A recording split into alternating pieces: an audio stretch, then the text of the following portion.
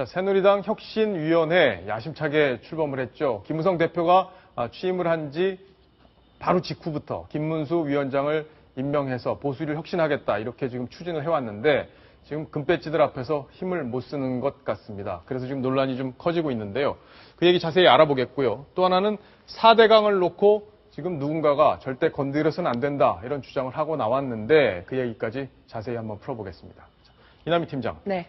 자, 혁신위가 오늘 의총에 안을 보고했는데 안에서 의총장이 아주 시끌벅적했다고요. 김문수 혁신위원장이 야심차게 들고 나온 혁신안 처음부터 첫 발도 떼기 전에 모질게 퇴짜를 맞았습니다. 많은 의원들이 아주 반발을 하고 나선 겁니다. 예를 들어서 뭐 김무성 대표와 매우 가까운 김성태 의원도 이게 무슨 보수 혁신위원회부터 혁신해야 된다 이러면서 반발을 하고 나섰고요. 여러 가지 그 반대 의견이 빗발쳤는데 지금 그 뉴스톱10 제작팀에서 영상을 준비한 걸로 알고 있습니다. 영상 보시고 얘기를 이어나가겠습니다.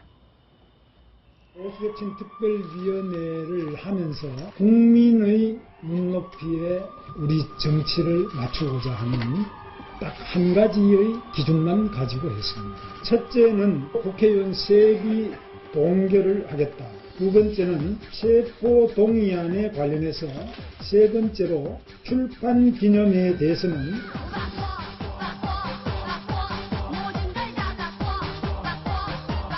혁신위를 혁신해야 된다고 봅니다. 이건 보수 혁신위원회가 아니라 국회의원 기득권 내려놓기 위원회 정도지 한마디로 백화점식의 인기 영합형. 불만 사안이 많이 나왔다고 들었는데 그것이 혁신으로 생각하고 있습니다. 자, 김문수 위원장이 그것이 혁신이다. 이 얘기는 무슨 의미라고 봐야 될까요? 글쎄 뭐 선문답에 가까운데요. 저는 새누리당 의원들이 저기에 대해서 이렇게 극렬하게 저항하는 것, 그 모습이 과연 국민들에게 어떻게 보여질지 상당히 의구심이 들어가는데요. 저 세 개 하자고 한 거 아닙니까? 세비동결, 체포동의안 처리 문제 개선, 그다음에 출판기념회 개선하자. 이렇게 세 가지인데 저건 국민의 80% 이상이 동의하는 거고요. 저건 국회의원 기득권 내려놓기에 가장 중요한 ABC에 해당하는 건데 저걸 안 하겠다고 하면서 니네부터 혁신해라. 이렇게 얘기하면 누가 동의할 수 있겠어요? 일단은요. 선거가 없어서 그렇습니다. 선거가 만약에 없어서. 총선 대선 앞두고 뭐 1년 정도 앞두고 있다 그러면은 저 정도로 조직적으로 반발하지는 못할 거란 생각이 들고요. 그렇죠. 반발하는데 이유는 사실 있긴 있어요. 그러니까 출판기념회 전면 금지가 아니고 출판기념회 할 때 책을 정가에 팔면 되는 거 아니냐. 회계만 투명하게 하면 되는 거 아니냐. 이렇게 얘기를 하고요. 또 무노동 무임금도 통과시키자 이런 의견이 있었는데 여기에 대해서는 우리가 법안 통과 하나도 안 시킨다고 우리가 놀고 있는 게 아니다. 계속 회의를 하고 있는 거다라고 반박을 하고 있지만 국민들에게 납득되진 않는 것 같습니다. 예. 그러면 결국에는 보수 혁신위가 계속 저렇게 안을 추진해 나갈 수 있느냐 이게 좀 궁금해요. 김문수 위원장 오늘 가서 의원들 얘기 듣고 기가 확 꺾였을 것 같은데 추진할 수 있을까요? 기가 꺾일 뿐은 아니라고 보여요. 저도 그렇게 봅니다. 물론 할 겁니다. 할 건데 문제는 그 김문수 위원장을 미쳐온 사람이 김무성 대표 아닙니까? 김무성 대표가 과연 아직도 김문수 위원장을 신임하고 김문수 위원장에게 힘을 실어줄 것인가? 그 부분에 대해서 상당히 회의적입니다. 지금까지 태도, 보수혁신위원장을 맡겨놓으니까 너무나 껄끄러운 얘기들 많이 던져놓으니까 야 이거 잘못 시킨 거 아니야 하는 생각을 하는 거 아닌가 하는 생각이 드는데요. 이제부터는 김무성 대표가 김문수 위원장에게 얼마나 힘을 실어줘서 이른바 문무합작을 해나갈 정치적 의지를 보여주느냐 거기에 달려있는 거 아닌가 하는 생각이 듭니다. 예, 이남희 팀장 오늘 저 의총을 공개하느냐 마느냐 이걸 놓고 또 논란이 한참 벌어졌었는데 국민들이 그 논란 장면을 직접 봐야 되는 것 아니었을까요? 저희도 항상 의총 공개하라는 얘기, 뭐 새누리당뿐만 아니라 야당에도 많이 하는데요. 일단 비공개를 해야지 하고 싶은 얘기를 하기 때문에 비공개를 요청을 하는데 그래도 비공개 의총을 해도 기자들이 다 취재를 합니다. 안에서 했던 얘기 기자들이 뒤늦게라도 취재해서 알려드리긴 하기 때문에요. 결과적으로는 큰 차이는 없을 것 같습니다. 네. 그러니까 오늘 결국에 뭐 얘기를 심하게 저항을 하면 국민들 눈에 기득권 내려놓으려는 사람으로 비춰지니까. 네, 그렇습니다.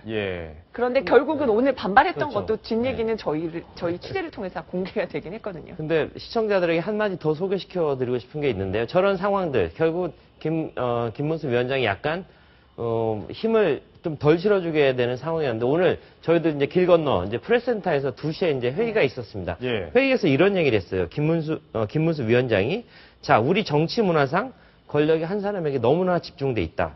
대통령에 출마한 사람은 주요 당직에서 물러나야 된다.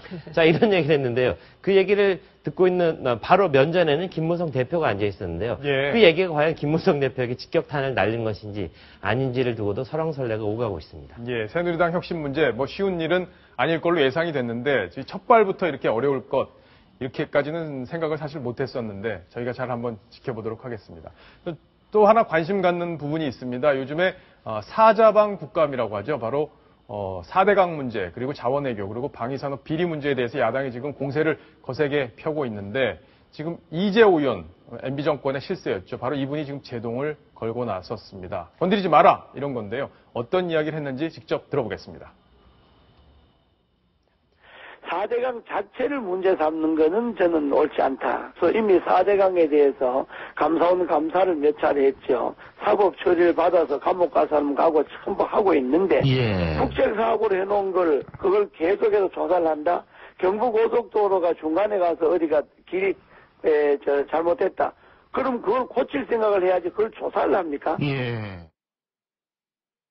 자, 이재호 의원 얘기를 들어보니까 결국에는 네. MB 정권에서 추진했던 4대강 건드리지 말라 이건데 네. 과거에 뭐 개헌 문제나 박근혜 정부에서 문제가 됐던 거에 대해서 날카롭게 비판을 했었는데 오늘 좀 그렇죠. 태도가 좀 네. 다르게 보입니다. 새누리당 사람들이 듣기에는 야당보다 더 야당스럽게 새누리당을 야멸차게 비판했던 바로 그 이재호 의원 아니겠습니까? 그런데 이 본인이 어떤 왕의 남자였잖아요. 왕의 남자였고 이명박 대통령 시절에 추진했던 것들이 자원외교, 그 다음에 4대강 사업 아니겠습니까? 본인이 했던 거에 대해서는 저렇게 감싸오드는 태도를 보이는데 과연 좀 글쎄요. 사실은 네. 개헌은 또 네. 본인이 지금 하자고 주장을 하고 있었는데 이재호 의원이 만약 특임 장관을 지냈던 이명박 정부 시절에 좀 더 네. 힘을 싣고 추진할 수도 있었는데 예. 이명박 정부 때 본인이 진짜 하고 싶어 했던 건 못했으면서 박근혜 정부 와서 개헌 안 한다고 비판을 하고 또 이명박 정부 때 추진했던 것에 대해서는 감싸고 여기에 대해서도 좀 비판의 목소리도 나옵니다. 예, 이재호 의원 저러다가